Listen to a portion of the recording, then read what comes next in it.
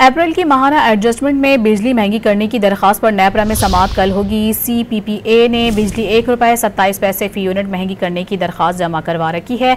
इसी पर मजीद बात करेंगे। डॉन न्यूज़ के नुमाइंदे ताहिर शेरानी हमारे साथ मौजूद हैं। ताहिर, दरखास्त में मजीद क्या कहा गया है?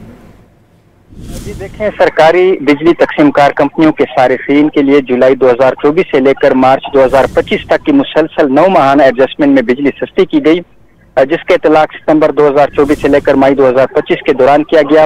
उसके बाद अब जाकर सेंट्रल पावर परचेजिंग एजेंसी की जानिब से अप्रैल 2025 के एडजस्टमेंट में बिजली ₹1.27 फी यूनिट महंगी करने की दरखास्त नेपरा में जमा करवाई गई, जिसका इतलाक आइंदा माह किए जाने का इम्कान है।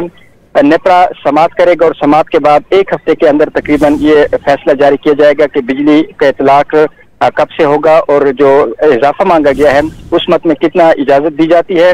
CPPA की दरखास्त के मुताबिक अप्रैल में 10 अरब 51 करोड़ 30 लाख यूनिट बिजली पैदा की गई और बिजली कंपनियों को 10 अरब 19 करोड़ 60 लाख यूनिट बिजली फराम की गई। दरखास्त के मुताबिक बिजली की फी यूनिट लागत ₹8.95 और रेफरेंस लागत ₹7.68 फी यूनिट रही थी। बहुत शुक्रिया ताहिर आपका।